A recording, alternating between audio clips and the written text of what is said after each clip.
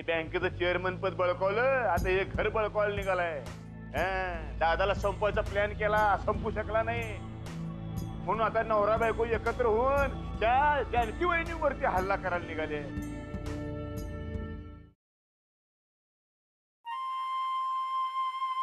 माझ्याकडे असे पाहत बसू नका. तुला कसं कळलं मी तुझ्याकडे पाहतोय ते? मला दिसत नसलं ना तरी सुद्धा मला जाणवतं की. फक्त आता वाईट एकाच गोष्टीचं वाटतंय, तुमच्या नजरेत नजर घालून मला पाहता नाही यायचं. असं बोलू नको जानकी,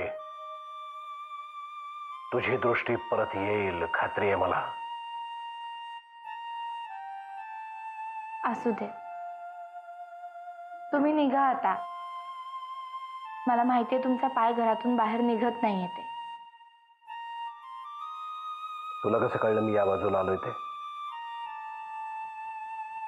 मला दिसत नसलं तरी तुमचं अस्तित्व जाणवतं ना, आणि त्यामुळे माझ्यापासून दूर जाऊ नका, पकडून परत घेऊन येईन मी. चल निघायचंय, घाई आहे थोडी. फक्त जाण्याच्या आधी पांडुदादांनी पोहे आणि शिरा केलाय, तेवढं खाऊन जा. तू केला असतास तर नक्की खाल्लं असतं. तुझ्या हातचा गोडवा पांडूच्या हाताला कुठे? मी फक्त हात लावला नाहीये, बाकी सगळं माझ्या सांगण्यावरून केलंय त्यांनी.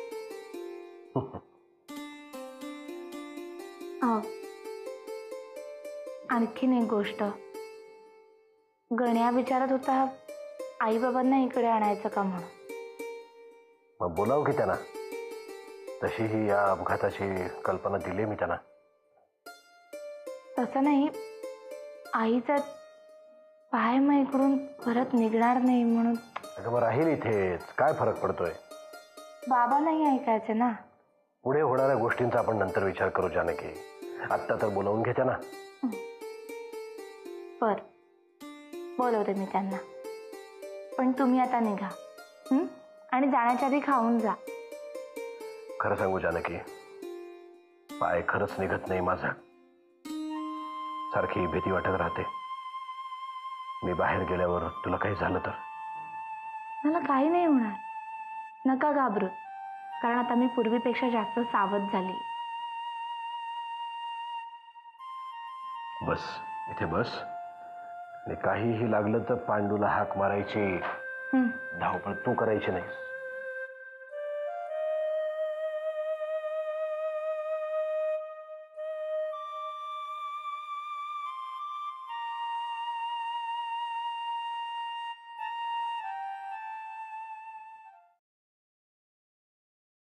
बस.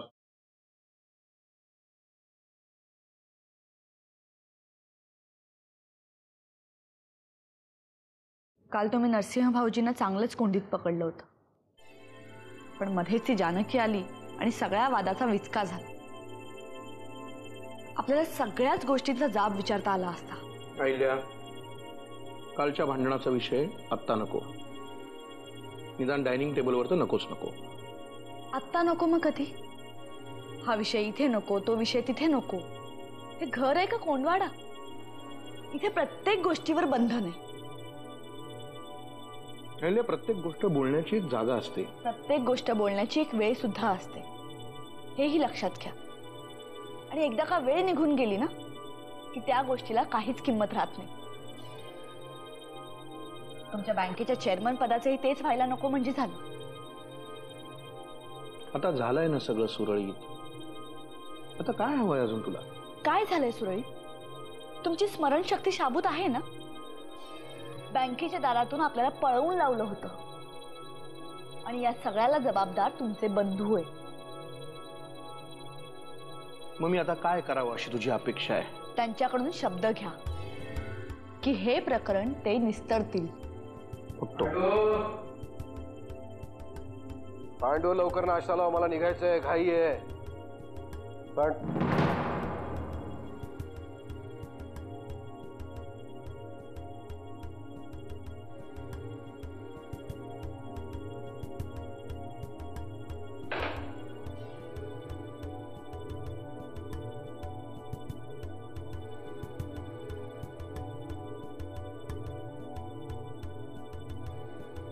मला जरा तुझ्याशी महत्वाचं बोलायचं आहे. मला आता वेळ नाहीये, रात्री आल्यावर बोलू. तोपर्यंत मला थांबता यायचं नाही, मलाही घाई आहे. मला चांगलंच माहिती आहे तुला कोणत्या विषयावर बोलायचं ते. मग अडचण काय आहे बोलायला? का आताही काही विषय तू तुझ्या सोयीने बाजूला केलेस? कोणतेही विषय मी बाजूला सारत नाहीये, पण ते टाळतोय. गेल्या 2 दिवसांमधली डेव्हलपमेंट जर तुला माहित नसेल तर सांगतो. रमावतीमध्ये तुझ्या लाडक्या प्रभाताईच्या मुलानं विक्रांतनं तुझ्या निवडीवरून आंदोलन छेडलंय. तुझ्या निवडीला त्याचा कडाडून विरोध आहे. माझ्यावर घराणेशाहीचा आरोप करून माझ्या विरोधात असंतोषाचं रान पेटवलंय.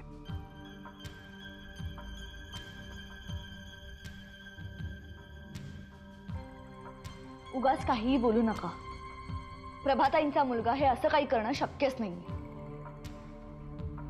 रमावतीमध्ये 1-2 सभा घेऊन तो मोकळा सुद्धा झालाय.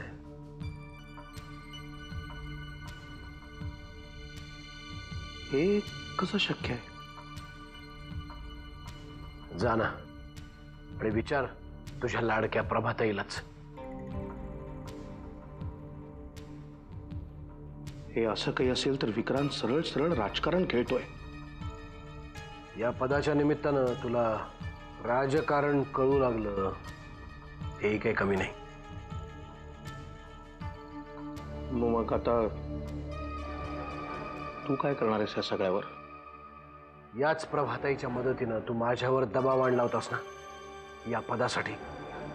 त्याच पदासाठी तिचा मुलगा राजकारण करून राजकारणात नाव कमावण्याचा विचार करतोय.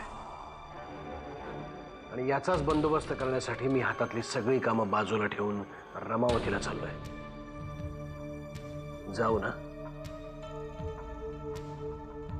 आपल्याला ज्या विषयावर बोलायचं आहे त्या विषयावर आल्यावर बोललं तर चालेल ना? तुझी परवानगी आहे ना? पुढच्या कामाला लागू? हे सगळं तू मला टोमणे न मारताही सांगू शकत होतास. सरळ बोलून कुठली गोष्ट तुला कळू शकत असेल यावरचा विश्वास उडालाय माझा. आणि मी इन्स्पेक्टर पाठारेंशी बोललोय. जानकीची केस ऑफिशियली बंद करा असं सांगितलंय त्यांना. त्यामुळे आता कोणाचीही कोणत्याही प्रकारची चौकशी होणार नाही. नशीब आमचं, नाहीतर या प्रकरणात त्या पोलिसांनी आम्हाला अटकही केली असती. एक मिनिट. तुझ्या मनात जर अजूनही शंका असेल तर तू चौकशी चालू ठेवू शकतोस. उद्या कोणी असं नको म्हणायला की माझ्यावर आरोप होत होते म्हणून दबाव आणून मी चौकशी बंद केली.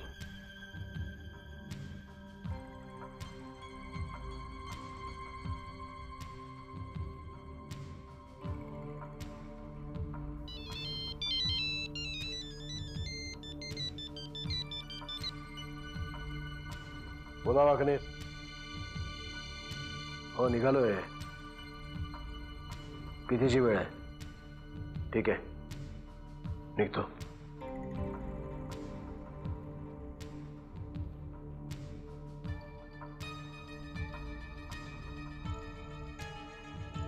जानकीची तब्येत जरा नाजूक आहे,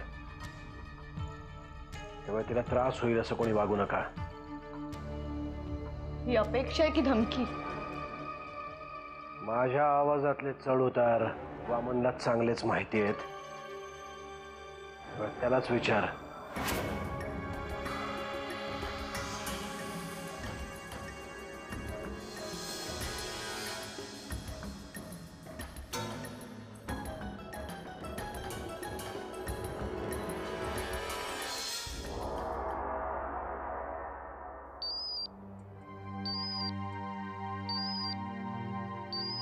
आत्ता कोणाचा फोन असेल? ह्यांचा की अमृताचा? पण अमृताचा असेल तर तिला काय उत्तर देऊ मी?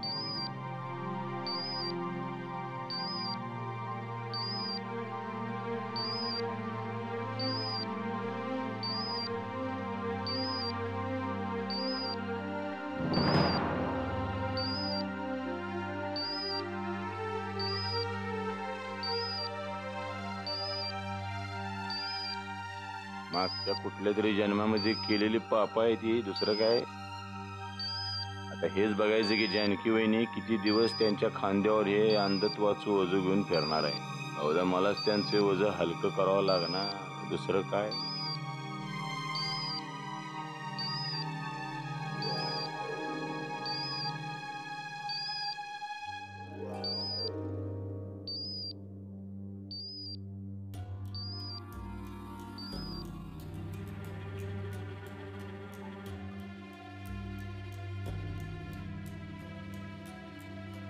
जानकी वहिनी तुमची आंधळी कोशिंबीर चालू राहू द्या.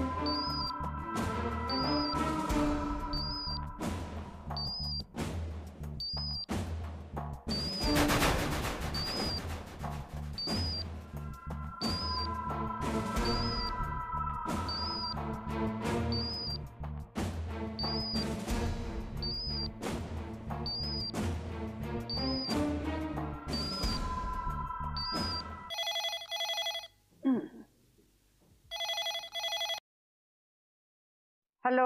हा आत्याजी, अमृता बोलतेय. अगं अमृता, कुठल्या कोपऱ्यात आहेस बाई अमेरिकेच्या आता? अगं आम्ही न्यूयॉर्क मध्ये आहोत. हो का? अगं गण्या काहीतरी म्हणत होता तिथे काहीतरी समुद्रात एका बाईचा उंच पुतळा आहे, तो पाहिलास का ग? Statue of liberty. हा तेच तेच काहीतरी पाहिलास का? हो पाहिला, बराच वेळ होतो तिथे. आणि ऐक ना, उद्या आम्ही फिलाडेल्फियाला जाणार आहोत. बरं आत्याजी, मला सांग जानकी कुठे आहे ग? मी किती फोन लावले तिला, ती उचलतच नाहीये. अगं फोन लांब असेल तिच्यापासून. लांब असेल म्हणजे? म्हणजे अगं आता आता चिव माऊ असतात, त्यांची खेळणी पडलेली असतात सगळीकडे. आता त्याच्यातच कुठेतरी फोन पडला असता तर त्या गोंधळात तिला ऐकू तरी येणार आहे का? अगं मला तिच्याशी खूप बोलायचंय, इथल्या खूप गमती जमती सांगायच्या आहेत, पण माझं बोलणंच होत नाही अगं तिच्या बरोबर. तुला माहितीये, मी इतके फोटो काढलेत ना इथले, ते बघून ती वेडी होणार आहे. बरं बरं, मी सांगेन तिला. बरं सांग. बाकी सगळं व्यवस्थित आहे ना? हो, सगळं काही अगदी व्यवस्थित आहे. बरं ऐक, 4 दिवसांनी माझं डायरेक्ट फ्लाईट आहे. तिकडे आले ना की खूप गप्पा मारूया. चल. आणि हो, जानकीला सांग प्लीज जरा फोन जवळ बसत जा. हो हो सांगते. हा चल ठेवते. अच्छा.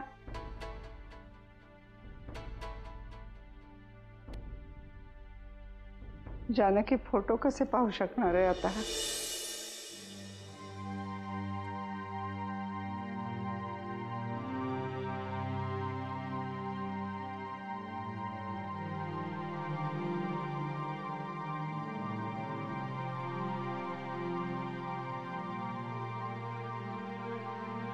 जानकी, अगं अगं अगं काय चाललंय तुझं? अगं कुठे फिरतेस तू? धडपडलीस म्हणजे? नाही, मी ते माझा फोन शोधत होते म्हणून बाहेर गेले. हा बघ तुझा फोन. हा, कुठे होता? डायनिंग टेबलवर. पण मगाशी तर खोलीमध्ये होता, अचानक बाहेर कसा काय गेला? तर ते बाई मला काय माहिती. पण तू आधी बस बरं, एका जागी बस आधी. बस. कोणाचा फोन आला होता? अमृताचा. तुझ्याच बद्दल विचारत होती का? तिला काही सांगितलं नाहीत ना? नाही का बाई, असं कसं सांगेन? उलट घरात अगदी सगळं आलबेलं आहे असंच सांगितलं मी तिला. बरं केलं. तिच्या मजेचा विचका नको व्हायला. घरातलं कोणीतरी एक आनंदी आहे हेच आता महत्वाचं आहे. हो ग, मी सुद्धा हाच विचार केला. शिवाय नरसिंहाने बजावलंय, अमृताला काहीही सांगायचं नाही. जानकीताई, सरबत आणले तुझ्यासाठी, पिऊन बघ, मस्त गार वाटेल बघ.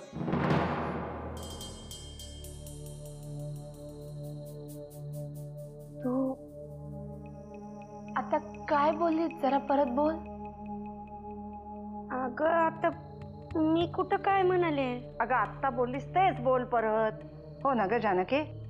हो, मी म्हणलं सरबत पिल्यावर मस्त गार वाटेल उन्हाळ्याचं. आत्याबाई, मला काहीतरी आठवत आहे.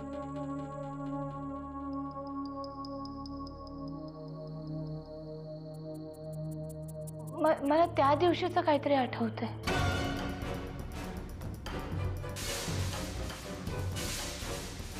काय आठवतंय? सांग ना मग. मी अशी जाऊ दे, मरू दे ग जानकीताई, उगाच नको डोक्याला त्रास करून घेऊ. तू सरबत पी, बरं बरं वाटेल तुला. आता जरा गप्प बस ग. जरा थोड्या वेळाने घेऊन ये वाटलं तर सरबत. जानकी सांग ना, काय आठवतंय तुला? आत्याबाई, मी इथे अशी बसले होते आणि सुगंधा इथे कुठेतरी उभी होती.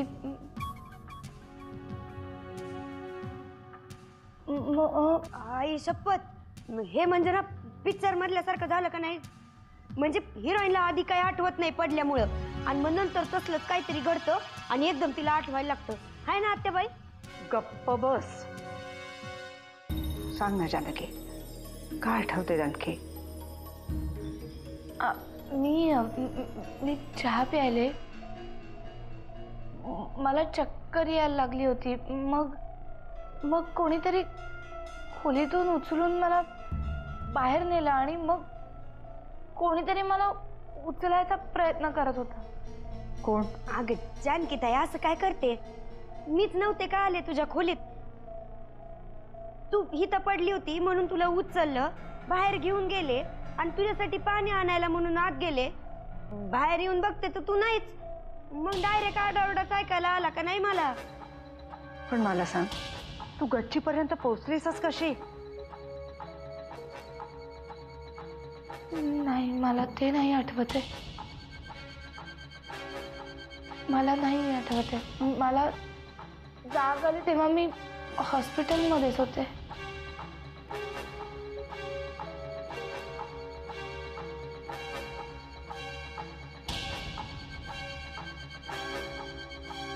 जाऊ दे जानकीताई, धर धर सरबत घे, धर, बरं वाटेल, धर.